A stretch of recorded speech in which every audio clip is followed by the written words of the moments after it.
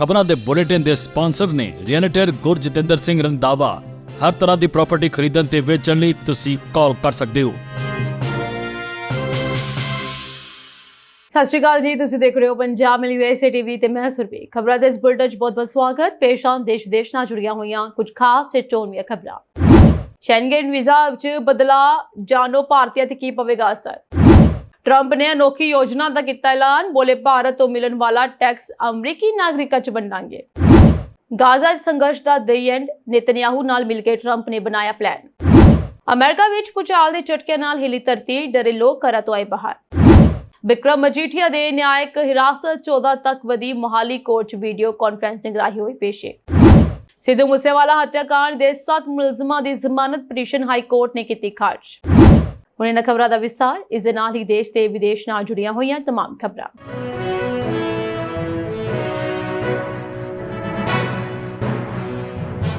Schengen visa बारे नवी जानकारी सामने आई है। ताज़ा जानकारी मुताबिक यूरोप के 29 देशों का शेंगन वीजा पूरी तरह डिजिटल होने जा रही है और दिन खत्म हो गए हैं जदों शेंगन वीजा पासपोर्ट विच स्टिकर के रूप में आउंदा सी।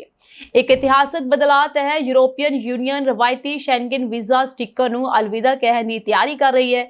इसकी जगह एक सुरक्षित डिजिटल बारकोड लागू किया जाएगा। यूरोपीयन यूनियन के विदेश मंत्री ने पिछले साल शेंगन खेतर की यात्रा लई वीजा अर्जी प्रक्रिया नूं ऑनलाइन प्लेटफॉर्म ते तब्दील करने का फैसला किया सी। इस तो बाद यह नवा बदलाव किया गया है। हालांकि यह इकलौता बदलाव नहीं है जो यूरोप जाने वाले यात्रियों नूं देखने नूं मिलेगा। इस तो इलावा वीजा विच कई होर भी बदलाव किए जा रहे हैं। वीजा विच बदलाव किए गए ने जिस विच यूरोपीयन यूनियन एक सुरक्षित 2D बारकोड के रूप में डिजिटल नवीनता वाल वध रहा है। ਇਹ ਦਹਾਕਿਆਂ ਵਿੱਚ ਸ਼ੈਂਗਨ ਵੀਜ਼ਾ ਪ੍ਰਣਾਲੀ ਵਿੱਚ ਕੀਤੇ ਗਏ ਸਭ ਤੋਂ ਵੱਡੇ ਸੁਧਾਰਾਂ ਵਿੱਚੋਂ ਇੱਕ ਹੈ। ਇਹ ਕਦਮ ਪ੍ਰਕਿਰਿਆ ਨੂੰ ਤੇਜ਼ ਕਰੇਗਾ ਅਤੇ ਇੱਕ ਪੂਰੀ ਤਰ੍ਹਾਂ ਡਿਜੀਟਲ ਯਾਤਰਾ ਅਨੁਭਵ ਪ੍ਰਦਾਨ ਕਰੇਗਾ। ਸਰਹੱਦ ਤੇ ਪਹੁੰਚਣ ਤੇ ਯਾਤਰੀ ਹੁਣ ਬਾਰਕੋਡ ਨੂੰ ਸਕੈਨ ਕਰਨਗੇ ਜੋ ਸਿੱਧੇ ਤੌਰ ਤੇ ਕੇਂਦਰੀਕ੍ਰਿਤ EU ਵੀਜ਼ਾ ਪ੍ਰਣਾਲੀ ਨਾਲ ਜੁੜਿਆ ਹੋਵੇਗਾ। ਇਸ ਨਾਲ ਇਮੀਗ੍ਰੇਸ਼ਨ ਅਧਿਕਾਰੀਆਂ ਨੂੰ ਵੀਜ਼ਾ ਦੀ ਵੈਧਤਾ ਅਤੇ ਨਿੱਜੀ ਡੇਟਾ ਬਾਰੇ ਜਾਣਕਾਰੀ ਮਿਲੇਗੀ।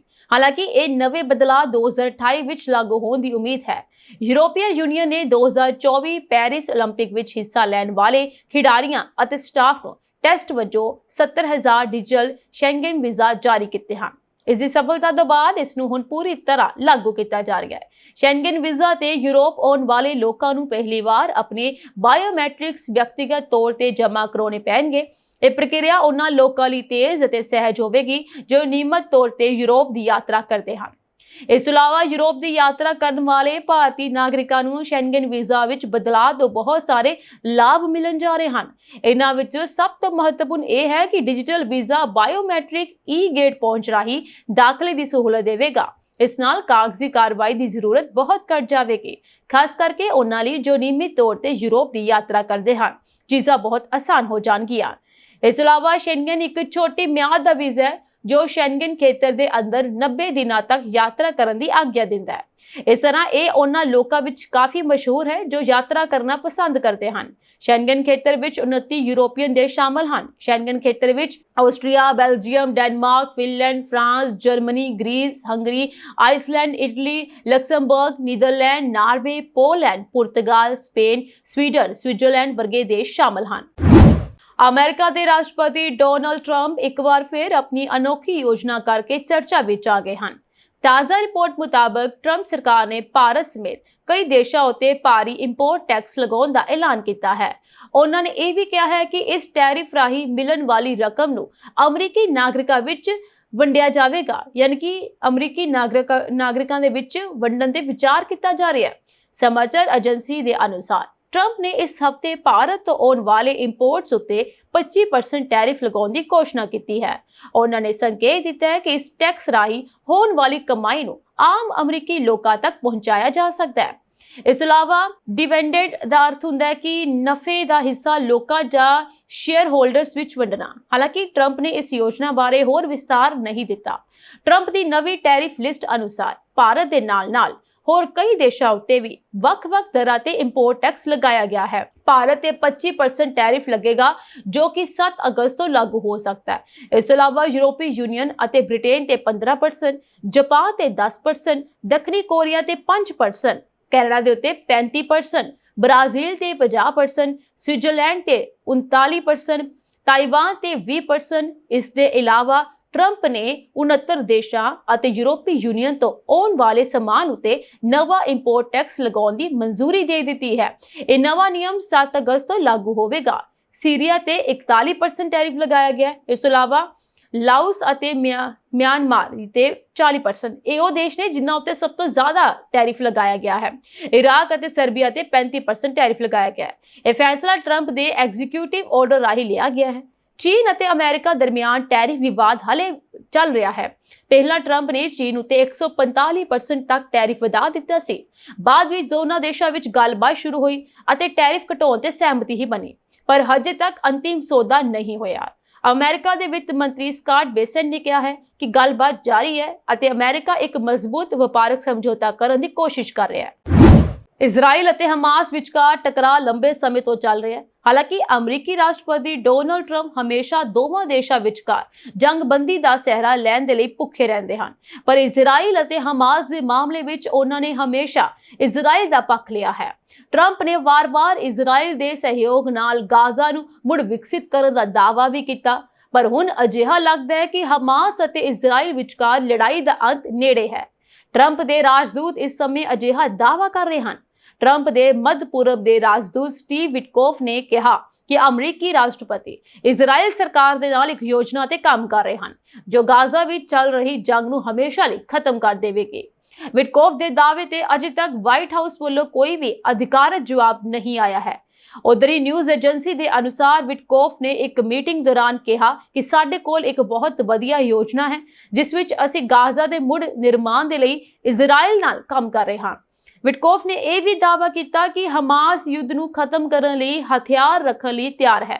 ਤੁਹਾਨੂੰ ਦੱਸ ਦਈਏ ਕਿ 2007 ਤੋਂ ਬਾਅਦ ਹਮਾਸ ਨੇ ਗਾਜ਼ਾ ਤੇ ਪੂਰੀ ਤਰ੍ਹਾਂ ਕਬਜ਼ਾ ਕਰ ਲਿਆ। 50 ਤੋਂ ਵੱਧ ਇਜ਼ਰਾਈਲੀ ਅਜੇ ਵੀ ਹਮਾਸ ਦੀ ਹਿਰਾਸਤ ਵਿੱਚ ਹਨ ਅਤੇ ਇਹ ਮੰਨਿਆ ਜਾਂਦਾ ਹੈ ਕਿ ਉਹਨਾਂ ਵਿੱਚੋਂ ਸਿਰਫ 20 ਜ਼ਿੰਦਾ ਹਨ। ਟਰੰਪ ਦੀ ਧਮਕੀ ਅਤੇ ਇਜ਼ਰਾਈਲੀ ਹਮਲਿਆਂ ਦੇ ਬਾਵਜੂਦ ਹਮਾਸ ਨੇ ਉਹਨਾਂ ਨੂੰ ਰਿਹਾ ਨਹੀਂ ਕੀਤਾ। ਇਨ੍ਹਾਂ ਬੰਦਕਾਂ ਵਿੱਚੋਂ ਇੱਕ ਦਾ ਵੀਡੀਓ ਸੋਸ਼ਲ ਮੀਡੀਆ ਤੇ ਕਾਫੀ ਵਾਇਰਲ ਵੀ ਹੋ ਰਿਹਾ ਹੈ, ਜਿਸ ਵਿੱਚ ਉਹ ਟੋਆ ਪੁੱਟ ਰਿਹਾ ਹੈ ਅਤੇ ਕਹਿ ਰਿਹਾ ਹੈ ਕਿ ਉਹ ਉਸ ਦੀ ਕਬਰ ਲਈ ਹੈ। ਵਿਟਕੋਫ ਦੇ ਦਾਅਵੇ ਦੀ ਪੁਸ਼ਟੀ ਇੱਕ ਸੀਨੀਅਰ ਇਜ਼ਰਾਈਲੀ ਅਧਿਕਾਰੀ ਨੇ ਵੀ ਕੀਤੀ ਹੈ। ਦੂਜੇ ਪਾਸੇ ਕਤਰ, ਮਿਸਰ, ਫਰਾਂਸ ਅਤੇ ਸਾਊਦੀ ਅਰਬ ਨੇ ਹਮਾਸ ਤੇ ਹਥਿਆਰ ਰੱਖਣ ਲਈ ਦਬਾਅ ਪਾਉਣਾ ਸ਼ੁਰੂ ਕਰ ਦਿੱਤਾ ਹੈ। ਇਸ ਵਿੱਚ ਫਲਸਤੀਨ ਨੂੰ ਮਾਨਤਾ ਦੇਣ ਅਤੇ ਪੱਛਮੀ ਸਮਰਥਿਤ ਫਲਸਤੀਨੀ ਅਥਾਰਟੀ ਨੂੰ ਜ਼ਿੰਮੇਵਾਰੀ ਸੌਂਪਣ ਵਰਗੀਆਂ ਕਈ ਯੋਜਨਾਵਾਂ ਦੀ ਰੂਪਰੇਖਾ ਦਿੱਤੀ ਗਈ ਹੈ। ਅਮਰੀਕਾ ਵਿੱਚ ਭੂਚਾਲ ਆਇਆ। ਦੱਸਿਆ ਜਾ ਰਿਹਾ ਹੈ ਕਿ ਸ਼ਨੀਵਾਰ ਦੇਰ ਰਾਤ ਅਮਰੀਕਾ ਦੇ ਨਿਊਯਾਰਕ ਅਤੇ ਨਿਊ ਜਰਸੀ ਵਿੱਚ ਭੂਚਾਲ ਦੇ ਹਲਕੇ ਝਟਕੇ ਮਹਿਸੂਸ ਕੀਤੇ ਗਏ। ਇਸ ਭੂਚਾਲ ਦੇ ਕਾਰਨ ਹੁਣ ਤੱਕ ਕਿਸੇ ਵੀ ਤਰ੍ਹਾਂ ਦੇ ਨੁਕਸਾਨ ਦੀ ਕੋਈ ਖਬਰ ਨਹੀਂ ਹੈ। ਅਮਰੀਕੀ ਭੂ ਵਿਗਿਆਨ ਸਰਵੇਖਣ ਦੇ ਅਨੁਸਾਰ ਸ਼ਨੀਵਾਰ ਰਾਤ ਨੂੰ ਨਿਊਯਾਰਕ ਸ਼ਹਿਰ ਦੇ ਕੁਝ ਹਿੱਸਿਆਂ ਵਿੱਚ ਹਲਕਾ ਭੂਚਾਲ ਆਇਆ। ਇਸ ਭੂਚਾਲ ਦੀ ਤੀਬਰਤਾ ਰਿਕਟਰ ਪੈਮਾਨੇ ਤੇ 3.0 ਦਰਜ ਕੀਤੀ ਗਈ। ਇਸ ਭੂਚਾਲ ਦਾ ਕੇਂਦਰ ਨਿਊ ਜਰਸੀ ਦੇ ਬਰਗਨ ਕਾਉਂਟੀ ਵਿੱਚ ਹੈਸਬਰੋਕ ਹਾਈਟਸ ਦੇ ਉੱਤਰ ਪੂਰਬੀ ਵਿੱਚ ਦੱਸਿਆ ਗਿਆ। ਭੂਚਾਲ ਜ਼ਮੀਨ ਤੋਂ ਲਗਭਗ 10 ਕਿਲੋਮੀਟਰ ਹੇਠਾਂ ਆਇਆ। ਭੂਚਾਲ ਦੇ ਝਟਕੇ ਮਹਿਸੂਸ ਕਰਨ ਤੋਂ ਬਾਅਦ ਲੋਕ ਬਹੁਤ ਡਰ ਗਏ ਅਤੇ ਆਪਣੇ ਅਪਾਰਟਮੈਂਟਸ ਤੋਂ ਬਾਹਰ ਆ ਗਏ। ਯੂਰੋਪੀਅਨ ਮੈਡੀਟੇਰੀਅਨ ਸਿਸਮੋਲੋਜੀ ਸੈਂਟਰ ਦੇ ਅਨੁਸਾਰ ਇਹ ਭੂਚਾਲ ਅਮਰੀਕਾ ਦੇ ਸਥਾਨਕ ਸਮੇਂ ਅਨੁਸਾਰ 2 ਅਗਸਤ ਰਾਤ ਲਗਭਗ 8:15 ਵਜੇ ਦੇ ਕਰੀਬ ਆਇਆ। ਇਸ ਭੂਚਾਲ ਨੇ ਗ੍ਰੇਟਰ ਨਿਊਯਾਰਕ ਖੇਤਰ ਅਤੇ ਐਨਜੇ ਨੂੰ ਹਿਲਾ ਕੇ ਰੱਖ ਦਿੱਤਾ। ਇਸ ਤੋਂ ਬਾਅਦ ਇਲਾਕੇ ਵਿੱਚ ਹਫੜਾ ਦਫੜੀ ਮਚ ਗਈ। ਫਿਲਹਾਲ ਕਿਸੇ ਵੀ ਤਰ੍ਹਾਂ ਦੇ ਨੁਕਸਾਨ ਜਾਂ ਜਾਨੀ ਨੁਕਸਾਨ ਦੀ ਕੋਈ ਖਬਰ ਨਹੀਂ ਹੈ। ਸ਼੍ਰੋਮਣੀ ਅਕਾਲੀ ਦਲ ਦੇ ਸੀਨੀਅਰ ਨੇਤਾ ਅਤੇ ਸਾਬਕਾ ਮੰਤਰੀ ਬਿਕਰਮ ਸਿੰਘ ਮਜੀਠੀਆ ਨੂੰ ਮੁਹਾਲੀ ਕੋਰਟ ਵਿੱਚ ਵੀਡੀਓ ਕਾਨਫਰੰਸਿੰਗ ਰਾਹੀਂ ਪੇਸ਼ ਕੀਤਾ ਗਿਆ। ਕੋਰਟ ਨੇ ਉਹਨਾਂ ਦੀ ਮੌਜੂਦਾ ਨਿਆਇਕ ਹਿਰਾਸਤ ਖਤਮ ਹੋਣ ਤੋਂ ਬਾਅਦ ਇਸ ਵਿੱਚ ਹੋਰ 14 ਦਿਨਾਂ ਦਾ ਵਾਅਦਾ ਕਰ ਦਿੱਤਾ ਹੈ। ਹੁਣ ਮਜੀਠੀਆ ਨੂੰ 14 ਅਗਸਤ ਤੱਕ ਜੇਲ੍ਹ ਵਿੱਚ ਹੀ ਰਹਿਣਾ ਪਵੇਗਾ। ਸੁਣਵਾਈ ਦੌਰਾਨ ਮਜੀਠੀਆ ਦੀ ਬੈਰਕ ਬਦਲਣ ਦੀ ਅਰਜ਼ੀ ਤੇ ਵੀ ਸੁਣਵਾਈ ਹੋਣੀ ਸੀ, ਪਰ ਕੋਰਟ ਨੇ ਇਸ ਮਾਮਲੇ ਨੂੰ 6 ਅਗਸਤ ਤੱਕ ਟਾਲ ਦਿੱਤਾ ਹੈ। ਇਸ ਫੈਸਲੇ ਤੋਂ ਬਾਅਦ ਹੁਣ ਇਸ ਅਰਜ਼ੀ ਤੇ ਅਗਲੀ ਸੁਣਵਾਈ 6 ਅਗਸਤ ਨੂੰ ਹੋਵੇਗੀ। ਕੋਰਟ ਨੇ ਇਹ ਵੀ ਸਪਸ਼ਟ ਕੀਤਾ ਹੈ ਕਿ ਸੁਤੰਤਰਤਾ ਦਿਵਸ ਦੇ ਮੱਦੇਨਜ਼ਰ 14 ਅਗਸਤ ਨੂੰ ਹੋਣ ਵਾਲੀ ਅਗਲੀ ਪੇਸ਼ੀ ਵੀ ਵੀਡੀਓ ਕਾਨਫਰੰਸਿੰਗ ਰਾਹੀਂ ਕੀਤੀ ਜਾਵੇਗੀ। ਇਸ ਤਰ੍ਹਾਂ ਹੁਣ 6 ਅਗਸਤ ਨੂੰ ਬੈਰਕ ਬਦਲਣ ਦੀ ਅਰਜ਼ੀ ਤੇ ਸੁਣਵਾਈ ਹੋਵੇਗੀ ਅਤੇ 14 ਅਗਸਤ ਨੂੰ ਉਹਨਾਂ ਦੀ ਨਿਆਇਕ ਹਿਰਾਸਤ ਦੀ ਮਿਆਦ ਖਤਮ ਹੋਣ ਤੇ ਅਗਲੀ ਕਾਰਵਾਈ ਕੀਤੀ ਜਾਵੇਗੀ। ਪੰਜਾਬ ਤੇ ਹਰਿਆਣਾ ਹਾਈ ਕੋਰਟ ਨੇ ਸਿੱਧੂ ਮੂਸੇਵਾਲਾ ਹੱਤਿਆਕਾਂਡ ਮਾਮਲੇ ਦੇ 7 ਮੁਲਜ਼ਮਾਂ ਦੀ ਜ਼ਮਾਨਤ ਪਟੀਸ਼ਨ ਨੂੰ ਖਾਰਜ ਕਰ ਦਿੱਤਾ ਹੈ। ਹਾਈ ਕੋਰਟ ਨੇ ਕਿਹਾ ਹੈ ਕਿ ਜਦ ਤੱਕ ਚਸ਼ਮਦੀਦ ਗਵਾਹਾਂ ਦੀ ਗਵਾਹੀ ਪੂਰੀ ਨਹੀਂ ਹੁੰਦੀ ਤਦ ਤੱਕ ਜ਼ਮਾਨਤ ਤੇ ਵਿਚਾਰ ਨਹੀਂ ਕੀਤਾ ਜਾ ਸਕਦਾ। ਪ੍ਰਭਦੀਪ ਸਿੰਘ, ਜਗਤਾਰ ਸਿੰਘ, ਮਨਪ੍ਰੀਤ ਸਿੰਘ, ਨਸੀਬਦੀਨ, ਰਾਜਿੰਦਰ ਪਵਨ ਕੁਮਾਰ ਬਿਸ਼ਨੋਈ ਅਤੇ ਸਰਾਜ ਸਿੰਘ ਨੇ ਹਾਈ ਕੋਰਟ ਵਿੱਚ ਪਟੀਸ਼ਨ ਦਾਖਲ ਕਰਦਿਆਂ ਨਿਯਮਿਤ ਜ਼ਮਾਨਤ ਦੀ ਮੰਗ ਕੀਤੀ ਸੀ। ਪਟੀਸ਼ਨ ਕਰਤਾਵਾਂ ਦੇ ਵਕੀਲਾਂ ਨੇ ਦਲੀਲ ਦਿੱਤੀ ਕਿ ਉਹ 2 ਸਾਲਾਂ ਤੋਂ ਹਿਰਾਸਤ ਵਿੱਚ ਹਨ ਅਤੇ ਟ੍ਰਾਇਲ ਦੀ ਰਫ਼ਤਾਰ ਬਹੁਤ ਹੌਲੀ ਹੈ। ਪੰਜਾਬ ਸਰਕਾਰ ਨੇ ਜ਼ਮਾਨਤ ਦਾ ਵਿਰੋਧ ਕਰਦਿਆਂ ਕਿਹਾ ਕਿ ਕੁੱਲ 180 ਗਵਾਹ ਹਨ, ਜਿਨ੍ਹਾਂ ਵਿੱਚੋਂ 3 ਚਸ਼ਮਦੀਦ ਹਨ। ਹੁਣ ਤੱਕ ਸਿਰਫ 1 ਗਵਾਹੀ ਹੋਈ ਹੈ।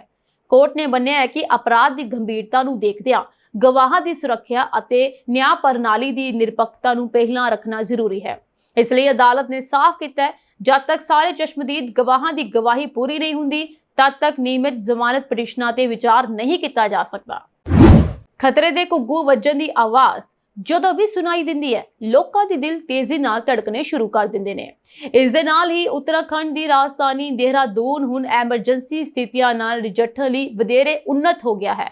ਪਹਿਲੀ ਵਾਰ ਜ਼ਿਲ੍ਹਾ ਪ੍ਰਸ਼ਾਸਨ ਨੇ ਜ਼ਿਲ੍ਹੇ ਦੇ ਪੁਲਿਸ ਥਾਣਿਆਂ ਅਤੇ ਚੌਂਕੀਆਂ ਵਿੱਚ ਆਧੁਨਿਕ ਲੰਬੀ ਦੂਰੀ ਦੇ ਐਮਰਜੈਂਸੀ ਸਾਇਰਨ ਲਗਾਏ ਹਨ। ਇਨ੍ਹਾਂ ਸਾਇਰਨਸ ਦੀ ਆਵਾਜ਼ 8 ਤੋਂ 16 ਕਿਲੋਮੀਟਰ ਦੂਰ ਤੱਕ ਸੁਣਾਈ ਦੇਵੇਗੀ ਤਾਂ ਜੋ ਕਿਸੇ ਵੀ ਆਫਤ ਜਾਂ ਬਾਹਰੀ ਹਮਲੇ ਦੀ ਸਥਿਤੀ ਵਿੱਚ ਲੋਕਾਂ ਨੂੰ ਸਮੇਂ ਸਿਰ ਸੁਚੇਤ ਕੀਤਾ ਜਾ ਸਕੇ। ਤੁਹਾਨੂੰ ਦੱਸ ਦੇ ਕਿ ਡੀਐਮ ਸਾਵਿਨ ਬਾਂਸਲ ਦੀ ਪਹਿਲ ਕਦਮੀ ਦੇ ਲਗਾਏ ਗਏ ਇਨ੍ਹਾਂ ਸਾਇਰਨਸ ਦਾ ਸਫਲ ਟ੍ਰਾਇਲ ਪੂਰਾ ਹੋ ਗਿਆ। ਇਸ ਵੇਲੇ ਇਨ੍ਹਾਂ ਦਾ ਅੰਤਿਮ ਸੰਚਾਲਨ ਚੱਲ ਰਿਹਾ ਹੈ। ਇਨ੍ਹਾਂ ਸਾਇਰਨਸ ਤੋਂ ਬਾਅਦ ਪ੍ਰਸ਼ਾਸਨ ਹੁਣ ਜ਼ਿਲ੍ਹਾ ਵਿੱਚ ਆਧੁਨਿਕ ਤੇਜ਼ ਸੰਚਾਰ ਪ੍ਰਣਾਲੀ ਸਥਾਪਿਤ ਕਰਨ ਦੀ ਤਿਆਰੀ ਕਰ ਰਿਹਾ ਹੈ। ਇਹ ਪ੍ਰਣਾਲੀਆਂ ਫੌਜੀ, ਅਰਧ ਸੈਨਿਕ, ਹਵਾਈ ਅੱਡੇ, ਵੱਡੇ ਹਸਪਤਾਲਾਂ ਅਤੇ ISBT ਵਰਗੀਆਂ ਮਹੱਤਵਪੂਰਨ ਥਾਵਾਂ ਤੇ ਲਗਾਇਆ ਜਾਣਗੀਆਂ। ਕਿੱਥੇ ਲਗਾਏ ਗਏ ਹਨ ਸਾਇਰਨ, ਇਹ ਵੀ ਤੁਹਾਨੂੰ ਦੱਸ ਦਿੰਦੇ ਹਾਂ ਕਿ ਸ਼ੁਰੂਆਤੀ ਪੜਾਅ ਵਿੱਚ ਇਹ ਸਾਇਰਨ ਦੇਹਰਾਦੂਨ ਵਿੱਚ 13 ਪ੍ਰਮੁੱਖ ਥਾਵਾਂ ਤੇ ਲਗਾਏ ਗਏ ਹਨ। ਇਸ ਤੋਂ ਇਲਾਵਾ 8 ਕਿਲੋਮੀਟਰ ਰੇਂਜ ਵਾਲੇ ਸਾਇਰਨ ਵੀ ਲਗਾਏ ਗਏ ਨੇ। ਇਹ siren police station, Patel Nagar, Rajpur, cantt, ਕੋਤਵਾਲੀ, ਬਸੰਤ ਵਿਹਾਰ, ਬਿੰਦਲ ਚੌਂਕੀ, ਇਸ ਤੋਂ ਇਲਾਵਾ ਹੋਰ ਵੀ ਬਹੁਤ ਸਾਰੇ ਏਰੀਆ ਸੇ ਲਗਾਏ ਗਏ ਨੇ। ਫਿਰ 16 ਕਿਲੋਮੀਟਰ ਰੇਂਜ ਵਾਲੇ ਸਾਇਰਨ ਵੀ ਲਗਾਏ ਗਏ ਨੇ। ਰਿਸ਼ੀਕੇਸ਼ ਵਿੱਚ, ਪ੍ਰੇਮ ਨਗਰ ਵਿੱਚ ਅਤੇ ਰਾਏਪੁਰ ਵਿੱਚ ਉੱਚ ਰੇਂਜ ਵਾਲੇ ਸਾਇਰਨ ਲਗਾਏ ਗਏ ਨੇ। ਇਹ ਸਾਇਰਨ ਸੰਬੰਧਿਤ ਪੁਲਿਸ ਥਾਣਿਆਂ, ਚੌਂਕੀਆਂ ਦੇ ਜ਼ਿਲ੍ਹਾ ਐਮਰਜੈਂਸੀ ਆਪਰੇਸ਼ਨ ਸੈਂਟਰ ਤੋਂ ਚਲਾਏ ਜਾ ਸਕਦੇ ਹਨ। ਇਸ ਤੋਂ ਪਹਿਲਾਂ ਜ਼ਿਲ੍ਹੇ ਵਿੱਚ 1970 ਦੇ ਦਹਾਕੇ ਵਿੱਚ ਉਸ ਸਮੇਂ ਦੀ ਆਬਾਦੀ ਦੇ ਅਨੁਸਾਰ ਸਾਇਰਨ ਲਗਾਏ ਗਏ ਸਨ, ਜਿਨ੍ਹਾਂ ਨੂੰ ਹੁਣ ਆਧੁਨਿਕ ਟੈਕਨੋਲੋਜੀ ਨਾਲ ਅਪਡੇਟ ਕੀਤਾ ਜਾ ਰਿਹਾ ਹੈ। ਜ਼ਿਲ੍ਹਾ ਫਾਜ਼ਿਲਕਾ ਦੇ ਜਲਾਲਾਬਾਦ ਨੇੜੇ ਪੈਂਦੇ ਪਿੰਡ ਖੈਰੇ ਤੋਂ ਗੁੰਮ ਹੋਏ ਕਿਸਾਨ ਦੇ ਪੁੱਤਰ ਅੰਮ੍ਰਿਤਪਾਲ ਸਿੰਘ ਨੂੰ ਪਾਕਿਸਤਾਨ ਦੀ ਅਦਾਲਤ ਨੇ ਸਜ਼ਾ ਸੁਣਾਈ ਹੈ। ਅੰਮ੍ਰਿਤਪਾਲ ਨੂੰ ਵਿਦੇਸ਼ੀ ਕਾਨੂੰਨ 1944 ਦੇ ਅਧੀਨ 1 ਮਹੀਨੇ ਦੀ ਕੈਦ ਅਤੇ 50,000 ਰੁਪਏ ਜੁਰਮਾਨਾ ਕੀਤਾ ਗਿਆ। ਜੇਕਰ ਜੁਰਮਾਨਾ ਨਾ ਭਰਿਆ ਗਿਆ ਤਾਂ ਉਸ ਨੂੰ 15 ਦਿਨ ਹੋਰ ਜੇਲ੍ਹ ਵਿੱਚ ਰਹਿਣਾ ਪਵੇਗਾ। ਉਹ ਗਲਤੀ ਨਾਲ ਸਰਹੱਦ ਪਾਰ ਕਰ ਗਿਆ ਸੀ। ਹਾਲੇ ਅੰਮ੍ਰਿਤਪਾਲ ਨੂੰ ਇਸਲਾਮਾਬਾਦ ਦੀ ਜੇਲ੍ਹ 'ਚ ਰੱਖਿਆ ਗਿਆ। ਸਜ਼ਾ ਪੂਰੀ ਹੋਣ ਤੋਂ ਬਾਅਦ ਭਾਰਤ ਭੇਜਿਆ ਜਾਵੇਗਾ। ਇਸ ਫੈਸਲੇ ਨਾਲ ਉਸਦੇ ਪਰਿਵਾਰ ਨੂੰ ਕੁਝ ਹੱਦ ਤੱਕ ਰਾਹਤ ਮਿਲੀ ਹੈ, ਕਿਉਂਕਿ ਅਦਾਲਤ ਨੇ ਸਜ਼ਾ ਪੂਰੀ ਹੋਣ ਮਗਰੋਂ ਅੰਮ੍ਰਿਤਪਾਲ ਨੂੰ ਭਾਰਤ ਭੇਜਣ ਲਈ ਲੋੜੀਂਦੇ ਪ੍ਰਬੰਧ ਕਰਨ ਦੇ ਹੁਕਮ ਦਿੱਤੇ ਹਨ। ਅੰਮ੍ਰਿਤਪਾਲ ਦੇ ਪਿਤਾ ਜਗਰਾਜ ਸਿੰਘ ਨੇ ਦੱਸਿਆ ਕਿ ਉਸਦਾ ਪੁੱਤਰ 1 ਜੂਨ ਨੂੰ ਖੇਤੀਬਾੜੀ ਕਰਨ ਲਈ ਭਾਰਤ-ਪਾਕ ਸਰਹੱਦ ਨੇੜੇ ਗਿਆ ਸੀ, ਪਰ ਸ਼ਾਮ ਤੱਕ ਵਾਪਸ ਨਹੀਂ ਆਇਆ। ਅੰਮ੍ਰਿਤਪਾਲ ਦਾ ਇੱਕ 4 ਮਹੀਨਿਆਂ ਦਾ ਪੁੱਤਰ ਵੀ ਹੈ। ਪਟਿਆਲਾ ਦੇ ਨਾਭਾ ਤਹਿਸੀਲ ਦੇ ਪਿੰਡ ਗਲਵੱਟੀ ਵਿੱਚ ਇੱਕ ਅਨੋਖਾ ਮਾਮਲਾ ਸਾਹਮਣੇ ਆਇਆ, ਜਿੱਥੇ ਪਿੰਡ ਦੀ ਪੰਚਾਇਤ ਅਤੇ ਵਸਨੀਕਾਂ ਨੇ ਇੱਕ ਪ੍ਰੇਮ ਵਿਆਹ ਕਰਨ ਵਾਲੇ ਜੋੜੇ ਦਾ ਸਮਾਜਿਕ ਬਾਈਕਾਟ ਕਰ ਦਿੱਤਾ। ਪਿੰਡ ਦੇ ਸਰਪੰਚ ਗੁਰਚਰਨ ਸਿੰਘ ਨੇ ਦੱਸਿਆ ਕਿ ਪਿੰਡ ਦੇ ਹੀ ਤਰਨਜੀਤ ਸਿੰਘ ਅਤੇ ਦਿਲਪ੍ਰੀਤ ਕੌਰ ਨੇ ਸਾਲ 2016 ਵਿੱਚ ਪ੍ਰੇਮ ਵਿਆਹ ਕੀਤਾ ਸੀ। ਵਿਆਹ ਤੋਂ ਬਾਅਦ ਇਹ ਜੋੜਾ ਪਿੰਡ ਛੱਡ ਕੇ ਚਲਾ ਗਿਆ ਸੀ, ਪਰ ਕੁਝ ਸਮਾਂ ਪਹਿਲਾਂ ਉਹ ਆਪਣੇ 2 ਬੱਚਿਆਂ ਨਾਲ ਵਾਪਸ ਪਿੰਡ ਆ ਕੇ ਰਹਿਣ ਲੱਗ ਪਏ। ਇਸ ਤੋਂ ਬਾਅਦ ਦਿਲਪ੍ਰੀਤ ਕੌਰ ਅਤੇ ਉਸਦੇ ਮਾਤਾ-ਪਿਤਾ ਵਿਚਕਾਰ ਲਗਾਤਾਰ ਝਗੜੇ ਹੋਣ ਲੱਗ ਪਏ। ਪਿੰਡ ਵਾਲਿਆਂ ਨੇ ਇਸ ਮਾਮਲੇ ਨੂੰ ਸੁਲਝਾਉਣ ਲਈ ਤਰਨਜੀਤ ਸਿੰਘ ਨੂੰ ਆਪਣੇ ਪਰਿਵਾਰ ਨਾਲ ਪਿੰਡ ਛੱਡਣ ਦੀ ਬੇਨਤੀ ਕੀਤੀ, ਪਰ ਤਰਨਜੀਤ ਸਿੰਘ ਇਸ ਲਈ ਤਿਆਰ ਨਹੀਂ ਹੋਇਆ। ਇਸ ਕਾਰਨ ਪੰਚਾਇਤ ਅਤੇ ਪਿੰਡ ਵਾਸੀਆਂ ਨੇ ਸਾਂਝੇ ਤੌਰ ਤੇ ਉਸਦੇ ਪਰਿਵਾਰ ਦਾ ਸਮਾਜਿਕ ਬਾਈਕਾਟ ਕਰਨ ਦਾ ਫੈਸਲਾ ਲਿਆ। ਤਰਨਜੀਤ ਸਿੰਘ ਨੇ ਕਿਹਾ ਕਿ ਪਿੰਡ ਵਾਸੀ ਉਹਨਾਂ ਤੇ ਪਿੰਡ ਛੱਡਣ ਲਈ ਦਬਾਅ ਪਾ ਰਹੇ ਹਨ। ਇਸ ਤੋਂ ਇਲਾਵਾ ਉਸਨੇ ਇਹ ਵੀ ਕਿਹਾ ਜਦਕਿ ਉਹ ਪਿੰਡ ਵਿੱਚ ਹੀ ਰਹਿਣਾ ਚਾਹੁੰਦੇ ਹਨ। ਉਹਨਾਂ ਨੇ ਕਿਹਾ ਕਿ ਜੇਕਰ ਉਹਨਾਂ ਨੂੰ ਇਨਸਾਫ ਨਾ ਮਿਲਿਆ ਤਾਂ ਉਹ ਹਾਈ ਕੋਰਟ ਦਾ ਦਰਵਾਜ਼ਾ ਖੜਕਾਉਣਗੇ। ਇਸ ਮਾਮਲੇ ਬਾਰੇ ਚੌਂਕੀ ਇੰਚਾਰਜ ਨੇ ਦੱਸਿਆ ਕਿ ਇਹ ਮਾਮਲਾ ਅਦਾਲਤ ਵਿੱਚ ਚੱਲ ਰਿਹਾ ਹੈ। ਮੁੱਖ ਮੰਤਰੀ ਭਗਵੰਤ ਮਾਨ ਦੇ ਨਿਰਦੇਸ਼ਾਂ ਦੇ ਅਨੁਸਾਰ ਆਗਾਮੀ ਆਜ਼ਾਦੀ ਦਿਵਸ 2025 ਦੇ ਸ਼ਾਂਤੀਪੂਰਨ ਜਸ਼ਨਾਂ ਨੂੰ ਯਕੀਨੀ ਬਣਾਉਣ ਦੇ ਲਈ ਪੰਜਾਬ ਪੁਲਿਸ ਨੇ ਸੂਬੇ ਭਰ ਵਿੱਚ ਸੁਰੱਖਿਆ ਵਧਾ ਦਿੱਤੀ ਹੈ ਅਤੇ ਅਪਰਾਧਿਕ ਤੇ ਸਮਾਜ ਵਿਰੋਧੀ ਅਨਸਰਾਂ ਤੇ ਨਜ਼ਰ ਰੱਖਣ ਲਈ ਵਿਸ਼ੇਸ਼ ਪੰਦਰਵਾੜਾ ਮੁਹਿੰਮ ਸ਼ੁਰੂ ਕੀਤਾ ਹੈ। ਡਾਇਰੈਕਟੋਰੇਟ ਜਨਰਲ ਆਫ ਪੁਲਿਸ यानी DGP ਪੰਜਾਬ ਗੌਰਵ ਯਾਦਵ ਦੇ ਨਿਰਦੇਸ਼ਾਂ ਦੇ ਅਨੁਸਾਰ ਸਾਰੇ CPs SSPs ਨੂੰ ਆਪੋ ਆਪਣੇ ਜ਼ਿਲ੍ਹਿਆਂ ਵਿੱਚ ਸੁਰੱਖਿਆ ਉਪਾਵਾਂ ਵਿੱਚ ਵਾਧਾ ਕਰਨ, ਗਸ਼ਤ ਵਧਾਉਣ ਅਤੇ ਰਾਤ ਦੇ ਅਭਿਆਨ ਨੂੰ ਹੋਰ ਤੇਜ਼ ਕਰਨ ਦੇ ਨਿਰਦੇਸ਼ ਦਿੱਤੇ ਗਏ ਹਨ। ਇਸ ਸੰਬੰਧੀ ਵੇਰਵੇ ਦਿੰਦਿਆਂ ਵਿਸ਼ੇਸ਼ DGP ਕਾਨੂੰਨ ਅਤੇ ਵਿਵਸਥਾ ਅਰਪੀ ਸ਼ੁਕਲਾ ਨੇ ਕਿਹਾ ਹੈ ਕਿ ਇਨ੍ਹਾਂ 2 ਹਫ਼ਤਿਆਂ ਵਿੱਚ CPs SSPs ਨਿਯਮਿਤ ਤੌਰ ਤੇ ਵੱਖ-ਵੱਖ ਕਾਰਵਾਈਆਂ ਕਰਨਗੇ, ਜਿਸ ਵਿੱਚ ਅੱਤਵਾਦ, ਗੈਂਗਸਟਰ ਵਿਰੋਧੀ ਕਾਰਵਾਈਆਂ, ਜੇਲ੍ਹਾਂ ਦੀ ਜਾਂਚ, ਰਣਨੀਤਿਕ ਸਥਾਨਾਂ ਤੇ ਨਾਕੇ ਲਗਾਉਣਾ, ਤਲਾਸ਼ੀ ਅਭਿਆਨ ਆਦਿ ਸ਼ਾਮਲ ਹੈ। ਉਹਨਾਂ ਨੇ ਕਿਹਾ ਕਿ CPs SSPs ਨੂੰ ਸ਼ੱਕੀ ਗਤੀਵਿਧੀਆਂ ਤੇ ਵਿਅਕਤੀਆਂ ਤੇ ਨੇੜਿਓਂ ਨਜ਼ਰ ਰੱਖਣ ਅਤੇ ਕਿਸੇ ਵੱਲੋਂ ਵੀ ਸੁਰੱਖਿਆ ਉਲੰਘਣਾ ਦੀ ਸਥਿਤੀ ਵਿੱਚ ਤੁਰੰਤ ਕਾਰਵਾਈ ਕਰਨ ਦੇ ਨਿਰਦੇਸ਼ ਵੀ ਦਿੱਤੇ ਗਏ ਹਨ। ਵਿਸ਼ੇਸ਼ DGP ਨੇ CPs SSPs ਨੂੰ ਜਨਤਕ ਸਥਾਨਾਂ ਤੇ ਪੁਲਿਸ ਦੀ ਮੌਜੂਦਗੀ ਵਧਾਉਣ ਅਤੇ ਆਪੋ ਆਪਣੇ ਅਧਿਕਾਰ ਖੇਤਰਾਂ ਵਿੱਚ ਮਹੱਤਵਪੂਰਨ ਖੇਤਰਾਂ ਵਿੱਚ ਨਿਗਰਾਨੀ ਅਤੇ ਗਸ਼ਤ ਤੇਜ਼ ਕਰਨ ਦੇ ਨਿਰਦੇਸ਼ ਵੀ ਜਾਰੀ ਕੀਤੇ ਹਨ। ਉਹਨਾਂ ਨੇ ਅੱਗੇ ਦੱਸਿਆ ਕਿ CPs SSPs ਨੂੰ ਆਪੋ ਆਪਣੇ ਅਧਿਕਾਰ ਖੇਤਰਾਂ ਵਿੱਚ ਪੁਲਿਸ ਚੌਕੀਆਂ ਦੀ ਗਿਣਤੀ ਵਧਾਉਣ ਅਤੇ ਹਰੇਕ ਨਾਕੇ ਤੇ ਵੱਧ ਤੋਂ ਵੱਧ ਵਾਹਨਾਂ ਦੀ ਜਾਂਚ ਯਕੀਨੀ ਬਣਾਉਣ ਦੇ ਨਿਰਦੇਸ਼ ਵੀ ਦਿੱਤੇ ਗਏ ਹਨ, ਜਿਸ ਨਾਲ ਅੱਤਵਾਦੀ ਅਤੇ ਅਪਰਾਧਿਕ ਗਤੀਵਿਧੀਆਂ ਨੂੰ ਘਟਾਉਣ ਵਿੱਚ ਮਦਦ ਮਿਲੇਗੀ। ਦੱਸਣਯੋਗ ਹੈ ਕਿ ਪੁਲਿਸ ਟੀਮਾਂ ਨੇ 194ਵੇਂ ਦਿਨ ਨਸ਼ਿਆਂ ਵਿਰੁੱਧ ਆਪਣੀ ਘੇਰਾਬੰਦੀ ਨੂੰ ਅਤੇ ਖੋਜ ਮੁਹਿੰਮ ਜਾਰੀ ਰੱਖਦਿਆਂ 481 ਥਾਵਾਂ ਤੇ ਛਾਪੇਮਾਰੀ ਕੀਤੀ, ਜਿਸ ਨਾਲ ਸੂਬੇ ਭਰ ਵਿੱਚ 80 FIRs ਦਰਜ ਕਰਨ ਤੋਂ ਬਾਅਦ 107 ਨਸ਼ਾ ਤਸਕਰਾਂ ਨੂੰ ਗ੍ਰਿਫਤਾਰ ਕੀਤਾ ਗਿਆ। ਇਸ ਨਾਲ 154 ਦਿਨਾਂ ਅੰਦਰ ਗ੍ਰਿਫਤਾਰ ਕੀਤੇ ਕੁੱਲ ਨਸ਼ਾ ਤਸਕਰਾਂ ਦੀ ਗਿਣਤੀ 24,325 ਹੋ ਗਏ। ਵਿਸ਼ੇਸ਼ DGP ਨੇ ਕਿਹਾ ਕਿ ਇਸ ਛਾਪੇਮਾਰੀ ਦੇ ਨਤੀਜੇ ਵਜੋਂ ਗ੍ਰਿਫਤਾਰ ਕੀਤੇ ਗਏ ਨਸ਼ਾ ਤਸਕਰਾਂ ਦੇ ਕਬਜ਼ੇ ਵਿੱਚੋਂ 13.9 ਕਿਲੋ ਹੈਰੋਇਨ, 500 ਗ੍ਰਾਮ ਅਫੀਮ ਅਤੇ 34,820 ਰੁਪਏ ਦੀ ਡਰੱਗ ਮਨੀ ਬਰਾਮਦ ਕੀਤੀ ਗਈ। ਪਿਛਲੇ 2 ਦਿਨ ਤੋਂ ਲਗਾਤਾਰ ਪੈ ਰਹੀ ਬਾਰਿਸ਼ ਤੋਂ ਬਾਅਦ ਜੰਮੂ ਕਸ਼ਮੀਰ ਤੋਂ ਬਾਅਦ ਹੁਣ ਪੰਜਾਬ ਦੇ ਜ਼ਿਲ੍ਹਾ ਗੁਰਦਾਸਪੁਰ ਦੇ ਸਰਹੱਦੀ ਇਲਾਕਿਆਂ ਵਿੱਚ ਇਸ ਦਾ ਅਸਰ ਦੇਖਣ ਨੂੰ ਮਿਲਿਆ ਹੈ। ਜਾਣਕਾਰੀ ਅਨੁਸਾਰ 1,14,000 ਕਿਊਸਿਕ ਪਾਣੀ ਛੱਡੇ ਜਾਣ ਤੋਂ ਬਾਅਦ ਰਾਵੀ ਦਰਿਆ ਅਤੇ ਉੱਜ ਦਰਿਆ ਦਾ ਪੱਧਰ ਵੱਧ ਚੁੱਕਿਆ ਹੈ, ਜਿਸ ਦਾ ਸਿੱਧਾ ਅਸਰ ਸਰਹੱਦੀ ਪਿੰਡਾਂ ਦੇ ਨਾਲ ਲੱਗਦੇ ਨੋਮਨੀ ਨਾਲਿਆਂ ਦੇ ਉੱਪਰ ਪਿਆ, ਜਿਸ ਕਾਰਨ ਕਈ ਰਸਤੇ ਬੰਦ ਹੋ ਚੁੱਕੇ ਹਨ ਅਤੇ ਲੋਕਾਂ ਨੂੰ ਭਾਰੀ ਪਰੇਸ਼ਾਨੀ ਦਾ ਸਾਹਮਣਾ ਕਰਨਾ ਪੈ ਰਿਹਾ ਹੈ। ਇਸ ਬਾਰਿਸ਼ ਦਾ ਜ਼ਿਆਦਾ ਅਸਰ ਕਿਸਾਨਾਂ ਦੇ ਨਾਲ ਜੁੜੇ ਹੋਏ ਲੋਕਾਂ ਤੇ ਬਹੁਤ ਜ਼ਿਆਦਾ ਪਿਆ ਹੈ। ਕਿਸਾਨੀ ਦੇ ਨਾਲ ਜੋ ਜੁੜੇ ਹੋਏ ਹਨ ਲੋਕ ਜਾਨ ਜੋਖਮ ਵਿੱਚ ਪਾ ਕੇ ਪੁਲ ਪਾਰ ਕਰਦੇ ਹੋਏ ਨਜ਼ਰ ਆ ਰਹੇ ਹਨ। ਸਰਹੱਦੀ ਪਿੰਡ ਚੋਤਰਾ, ਸਲਾਚ ਅਤੇ ਕਈ ਹੋਰ ਪਿੰਡਾਂ ਦਾ ਸੰਪਰਕ ਦੂਸਰੀ ਤਰਫ ਨਾਲਿਆਂ ਦੇ ਉੱਪਰ ਬਣੇ ਪੁਲਾਂ ਤੋਂ ਪਾਣੀ ਜ਼ਿਆਦਾ ਆਉਣ ਕਾਰਨ ਕੱਟਿਆ ਗਿਆ ਹੈ ਅਤੇ ਲੋਕ ਜਾਨ ਜੋਖਮ ਵਿੱਚ ਪਾ ਕੇ ਇਹ ਰਸਤੇ ਪਾਰ ਕਰ ਰਹੇ ਹਨ। ਉਧਰ ਇਸ ਪਾਣੀ ਦੇ ਤੇਜ਼ ਪ੍ਰਭਾਵ ਨਾਲ ਕਈ ਫਸਲਾਂ ਨੂੰ ਨੁਕਸਾਨ ਪਹੁੰਚਣ ਦਾ ਖਦਸ਼ਾ ਵੀ ਜਤਾਇਆ ਜਾ ਰਿਹਾ ਹੈ। Deputy commissioner doctor Himanshu Agrawal की प्रधानगी हेठ हुई उच्च पद्धरी प्रशासकी समीक्षा मीटिंग में सड़कों की देखभाल, सरकारी जमीन की वरतों, खाली प्लाटां की सफाई वर्गे महत्वपूर्ण कामां बारे रिपोर्टां मंगियां गईयां हन। DC ने SDM समेत सीनियर अधिकारियों निर्देश दिंदे होए यह कहा है कि वो अपने अपने अधिकार खेत्रां विच खाली सरकारी जमीन, कब्जे वालियां जायदादां समेत विकास कार्यां की रिपोर्ट 10 दिनों के अंदर जमा करवाउण। उक्त रिपोर्ट के आधार पर तुरंत कार्रवाई शुरू की जाएगी ਅਤੇ सरकारी जमीन की वरतों जनता की सहूलत की जाएगी। जिला प्रबंधकी कॉम्पलैक्स विच हुई इस मीटिंग में DC ने SDMs ਨੂੰ किया है कि रिपोर्ट में जमीन की सही स्थिति, खेत्रफल, पूरे वेरवे, मौजूदा कब्जे की स्थिति ਅਤੇ इस नाल संबंधित किसी भी अदालती केस बारे विस्तारपूर्वक जानकारी होनी चाहिए है। DC ने कहा कि जनतक वरतों ਲਈ सरकारी ਜ਼ਮੀਨਾਂ ਤੇ ਪਾਰਕਾਂ ਅਤੇ ਖੇਡ ਦੇ ਮੈਦਾਨਾਂ ਤੇ ਅਸਥਾਈ ਉਸਾਰੀ ਲਈ ਪ੍ਰਸਤਾਵ ਪੇਸ਼ ਕੀਤੇ ਜਾਣੇ ਚਾਹੀਦੇ ਹਨ। ਇਸ ਦੇ ਨਾਲ ਹੀ ਪੰਜਾਬ ਸੜਕ ਸਫਾਈ ਮਿਸ਼ਨ ਤਹਿਤ ਉਹਨਾਂ ਦੁਆਰਾ ਅਪਣਾਈਆਂ ਗਈਆਂ ਸੜਕਾਂ ਬਾਰੇ ਵੱਖ-ਵੱਖ ਸੀਨੀਅਰ ਅਧਿਕਾਰੀਆਂ ਦੁਆਰਾ ਪੇਸ਼ ਕੀਤੀਆਂ ਗਈਆਂ ਰਿਪੋਰਟਾਂ ਦੀ ਸਮੀਖਿਆ ਕੀਤੀ ਗਈ। ਅਧਿਕਾਰੀਆਂ ਨੂੰ ਗੋਦ ਲਈਆਂ ਗਈਆਂ ਸੜਕਾਂ ਦਾ ਨਿੱਜੀ ਤੌਰ ਤੇ ਨਿਰੀਖਣ ਕਰਨ ਦੇ ਨਿਰਦੇਸ਼ ਦਿੱਤੇ ਗਏ ਹਨ। ਵਿਭਾਗ ਵਿਚਕਾਰ ਆਪਸੀ ਤਾਲਮੇਲ ਤੇ ਜ਼ੋਰ ਦਿੰਦੇ ਹੋਏ DC ਨੇ ਕਿਹਾ ਕਿ ਬਿਮਾਰ ਅਤੇ ਬੇਸਹਾਰਾ ਜਾਨਵਰਾਂ ਸੰਬੰਧੀ ਸ਼ੁਰੂ ਕੀਤੀ ਗਈ ਮੁਹਿੰਮ ਤੇ ਵਿਸ਼ੇਸ਼ ਧਿਆਨ ਦਿੱਤਾ ਜਾ ਰਿਹਾ ਹੈ। ਇਸ ਸੰਬੰਧ ਵਿੱਚ ਬੇਸਹਾਰਾ ਜਾਨਵਰਾਂ ਨੂੰ 31 ਅਗਸਤ ਤੱਕ ਗਊਸ਼ਾਲਾਵਾਂ ਵਿੱਚ ਭੇਜਣ ਲਈ ਕਿਹਾ ਗਿਆ ਸੀ ਅਤੇ ਇੱਕ ਰਿਪੋਰਟ ਪੇਸ਼ ਕੀਤੀ ਗਈ ਸੀ। ਇਸ ਮੁਹਿੰਮ ਦਾ ਉਦੇਸ਼ ਬੇਸਹਾਰਾ ਅਤੇ ਬਿਮਾਰ ਜਾਨਵਰਾਂ ਦੀ ਸਹੀ ਦੇਖਭਾਲ ਨੂੰ ਯਕੀਨੀ ਬਣਾਉਣਾ ਹੈ ਅਤੇ ਨਾਲ ਹੀ ਕੀਮਤੀ ਮਨੁੱਖੀ ਜਾਨਾਂ ਬਚਾਉਣਾ ਵੀ ਹੈ। ਭਾਰਤੀ ਫੌਜ 'ਚ ਨੇਪਾਲ ਦੇ ਗੋਰਖਾ ਸਿਪਾਹੀਆਂ ਦੀ ਭਰਤੀ ਰੁਕਣ ਦਾ ਲਾਭ ਹੁਣ ਇੰਗਲੈਂਡ ਲੈ ਰਿਹਾ ਹੈ। ਬ੍ਰਿਟਿਸ਼ ਫੌਜ ਵੱਲੋਂ ਗੋਰਖਾ ਭਾਈਚਾਰੇ ਲਈ ਨਵੀਂ ਗੋਰਖਾ ਰੈਜੀਮੈਂਟ ਬਣਾਉਣ ਦਾ ਐਲਾਨ ਕੀਤਾ ਗਿਆ ਹੈ। ਹਾਲਾਂਕਿ ਬ੍ਰਿਟਿਸ਼ ਆਰਮੀ 'ਚ ਪਹਿਲਾਂ ਹੀ ਗੋਰਖਾ ਰੈਜੀਮੈਂਟ ਮੌਜੂਦ ਹੈ, ਪਰ ਭਾਰਤ ਵੱਲੋਂ ਭਰਤੀ ਰੋਕਣ ਤੋਂ ਬਾਅਦ ਹੁਣ ਇੱਕ ਨਵੀਂ ਤੋਪਖਾਨਾ ਰੈਜੀਮੈਂਟ ਖੜੀ ਕੀਤੀ ਜਾ ਰਹੀ ਹੈ। ਅਗਨੀਵੀਰ ਯੋਜਨਾ ਦੇ ਵਿਰੋਧ 'ਚ ਨੇਪਾਲ ਨੇ ਭਾਰਤੀ ਫੌਜ 'ਚ ਗੋਰਖਾ ਨੌਜਵਾਨ ਦੀ ਭਰਤੀ ਤੇ ਰੋਕ ਲਗਾ ਦਿੱਤੀ ਹੈ। ਭਾਰਤੀ ਫੌਜ 'ਚ ਗੋਰਖਾ ਭਾਈਚਾਰੇ ਦੀਆਂ 7 ਰੈਜੀਮੈਂਟਾਂ ਹਨ। ਇਨ੍ਹਾਂ 'ਚ ਨੇਪਾਲ ਅਤੇ ਭਾਰਤ ਮੂਲ ਦੇ ਗੋਰਖਾ ਨੌਜਵਾਨ ਭਰਤੀ ਹੋ ਸਕਦੇ ਹਨ, ਪਰ ਹੁਣ ਸਿਰਫ ਭਾਰਤੀ ਮੂਲ ਦੇ ਗੋਰਖਾ ਨੌਜਵਾਨ ਹੀ ਇਨ੍ਹਾਂ ਰੈਜੀਮੈਂਟ 'ਚ ਭਰਤੀ ਹੋ ਰਹੇ ਹਨ। ਸਾਲ 2022 ਵਿੱਚ ਭਾਰਤੀ ਫੌਜ 'ਚ ਨੌਜਵਾਨਾਂ ਦੀ ਭਰਤੀ ਦੀ ਪ੍ਰਕਿਰਿਆ ਨੂੰ ਪੂਰੀ ਤਰ੍ਹਾਂ ਬਦਲ ਦਿੱਤਾ ਗਿਆ ਸੀ। ਨਵੇਂ ਨਿਯਮਾਂ ਦੇ ਅਧੀਨ ਹੁਣ ਭਾਰਤੀ ਫੌਜ 'ਚ ਅਗਨੀਵੀਰ ਯੋਜਨਾ ਲਾਗੂ ਕੀਤੀ ਗਈ ਹੈ। ਇਸ ਤਹਿਤ ਫੌਜੀ ਪਹਿਲਾਂ 4 ਸਾਲ ਲਈ ਅਗਨੀਵੀਰ ਵਜੋਂ ਸੇਵਾ ਦੇਣਗੇ। 4 ਸਾਲਾਂ ਦੀ ਸੇਵਾ ਤੋਂ ਬਾਅਦ ਉਹਨਾਂ ਦੀ ਜਾਂਚ ਕੀਤੀ ਜਾਵੇਗੀ, ਜਿਸ ਤੋਂ ਸਿਰਫ 25% ਨੌਜਵਾਨਾਂ ਨੂੰ ਹੀ ਅੱਗੇ ਰੈਗੂਲਰ ਫੌਜੀ ਬਣਨ ਲਈ ਚੁਣਿਆ ਜਾਵੇਗਾ। ਬਾਕੀਆਂ ਨੂੰ ਫੌਜ ਛੱਡ ਕੇ ਆਮ ਨਾਗਰਿਕ ਵਾਂਗ ਹੋਰ ਨੌਕਰੀਆਂ ਜਾਂ ਧੰਦੇ ਦੀ ਆਜ਼ਾਦੀ ਮਿਲੇਗੀ। ਨੇਪਾਲ ਸਰਕਾਰ ਨੇ ਭਾਰਤੀ ਫੌਜ ਦੀ ਅਗਨੀਵੀਰ ਯੋਜਨਾ ਦਾ ਵਿਰੋਧ ਕੀਤਾ।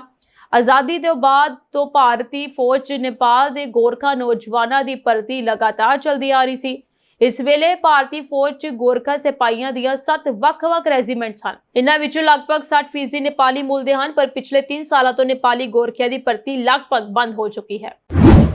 ਏਸ਼ੀਆ ਕੱਪ 2025 ਦੀ ਸ਼ੁਰੂਆਤ 9 ਸਤੰਬਰ ਤੋਂ ਹੋਣ ਜਾ ਰਹੀ ਹੈ। ਏਸ਼ੀਆ ਦੇ ਸਭ ਤੋਂ ਵੱਡੇ ਕ੍ਰਿਕਟ ਟੂਰਨਾਮੈਂਟ ਵਿੱਚ ਭਾਰਤ ਅਤੇ ਪਾਕਿਸਤਾਨ ਵੀ ਇੱਕ ਦੂਜੇ ਨਾਲ ਮੁਕਾਬਲਾ ਕਰਨ ਜਾ ਰਹੇ ਹਨ। ਏਸ਼ੀਆ ਕੱਪ ਦਾ ਸ਼ੈਡਿਊਲ ਕੁਝ ਦਿਨ ਪਹਿਲਾਂ ਜਾਰੀ ਕੀਤਾ ਗਿਆ। ਇਸ ਵਿੱਚ ਭਾਰਤ ਅਤੇ ਪਾਕਿਸਤਾਨ ਵਿਚਕਾਰ ਮੈਚ 14 ਸਤੰਬਰ ਨੂੰ ਤੈਅ ਕੀਤਾ ਗਿਆ। ਹੁਣ ਏਸ਼ੀਅਨ ਕ੍ਰਿਕਟ ਕੌਂਸਲ ਨੇ ਸ਼ੈਡਿਊਲ ਤੋਂ ਬਾਅਦ ਸਥਾਨ ਦੀ ਪੁਸ਼ਟੀ ਕਰ ਦਿੱਤੀ ਹੈ। ਏਸ਼ੀਆ ਕੱਪ ਦੇ ਸਾਰੇ ਮੈਚ ਸੰਯੁਕਤ ਅਰਬ ਅਮੀਰਾਤ ਯਾਨੀ ਕਿ UAE ਦੀ ਰਾਜਧਾਨੀ ਆਬੂ ਧਾਬੀ ਅਤੇ ਦੁਬਈ ਵਿੱਚ ਖੇਡੇ ਜਾਣਗੇ। UAE ਵਿੱਚ ਏਸ਼ੀਆ ਕੱਪ ਕਰਵਾਉਣ ਬਾਰੇ ਪਹਿਲਾਂ ਹੀ ਕਿਆਸਾਰੀਆਂ ਲਗਾਈਆਂ ਜਾ ਰਹੀਆਂ ਸਨ, ਪਰ ਹੁਣ ACC ਦੇ ਐਲਾਨ ਨੇ ਇਸ ਦੀ ਪੁਸ਼ਟੀ ਕਰ ਦਿੱਤੀ ਹੈ। ਭਾਰਤ ਅਤੇ ਪਾਕਿਸਤਾਨ ਵਿਚਾਲੇ 14 ਸਤੰਬਰ ਨੂੰ ਹੋਣ ਵਾਲੇ ਮੈਚ ਨੂੰ ਲੈ ਕੇ ਕਾਫੀ ਵਿਵਾਦ ਚੱਲ ਰਹੇ ਹਨ। ਇਸ ਦੌਰਾਨ ACC ਨੇ ਇਸ ਮੈਚ ਦਾ ਸਥਾਨ ਵੀ ਜਾਰੀ ਕਰ ਦਿੱਤਾ ਹੈ। ਭਾਰਤ ਅਤੇ ਪਾਕਿਸਤਾਨ ਵਿਚਕਾਰ ਇਹ ਮੈਚ ਦੁਬਈ ਵਿੱਚ ਸ਼ਾਮ 6 ਵਜੇ ਖੇਡਿਆ ਜਾਵੇਗਾ। ਇਸ ਦੇ ਨਾਲ ਹੀ ਭਾਰਤ ਇਸ ਟੂਰਨਾਮੈਂਟ ਦਾ ਆਪਣਾ ਪਹਿਲਾ ਮੈਚ 10 ਸਤੰਬਰ ਨੂੰ ਦੁਬਈ ਵਿੱਚ ਹੀ UAE ਵਿਰੁੱਧ ਖੇਡੇਗਾ। ਏਸ਼ੀਆ ਕੱਪ 2025 ਵਿੱਚ ਭਾਰਤ ਅਤੇ ਪਾਕਿਸਤਾਨ ਦੇ ਮੈਚ ਨੂੰ ਲੈ ਕੇ ਪੂਰੇ ਦੇਸ਼ ਵਿੱਚ ਚਰਚਾ ਚੱਲ ਰਹੀ ਹੈ। ਵਰਲਡ ਚੈਂਪੀਅਨਸ਼ਿਪ ਆਫ ਲੈਜੈਂਡਸ ਵਿੱਚ ਭਾਰਤ ਦੇ ਮਹਾਨ ਖਿਡਾਰੀਆਂ ਨੇ ਪਾਕਿਸਤਾਨ ਦੀ ਟੀਮ ਵਿਰੁੱਧ ਖੇਡਣ ਤੋਂ ਇਨਕਾਰ ਕਰ ਦਿੱਤਾ ਹੈ, ਜਿਸ ਤੋਂ ਬਾਅਦ ਕ੍ਰਿਕਟ ਪ੍ਰਸ਼ੰਸਕ ਹੁਣ 2 ਸਮੂਹਾਂ ਵਿੱਚ ਵੰਡੇ ਹੋਏ ਹਨ। ਇੱਕ ਵਰਗ ਚਾਹੁੰਦਾ ਹੈ ਕਿ ਭਾਰਤ ਏਸ਼ੀਆ ਕੱਪ ਵਿੱਚ ਵੀ ਪਾਕਿਸਤਾਨ ਵਿਰੁੱਧ ਨਾ ਖੇਡੇ। ਇਸ ਦੇ ਨਾਲ ਹੀ ਕੁਝ ਲੋਕ ਪਾਕਿਸਤਾਨ ਨਾਲ ਖੇਡਣ ਲਈ ਤਿਆਰ ਹਨ, ਕਿਉਂਕਿ ਨਾ ਖੇਡਣ ਨਾਲ ਭਾਰਤ ICC ਰੈਂਕਿੰਗ ਵਿੱਚ ਹੇਠਾਂ ਆ ਸਕਦਾ ਹੈ, ਜਿਸ ਦਾ ਫਾਇਦਾ ਪਾਕਿਸਤਾਨ ਨੂੰ 올림픽 ਵਿੱਚ ਮਿਲੇਗਾ ਅਤੇ ਪਾਕਿਸਤਾਨ ਭਾਰਤ ਦੀ ਜਗ੍ਹਾ 올림픽 2028 ਲਈ ਕੁਆਲੀਫਾਈ ਕਰ ਲਵੇਗਾ।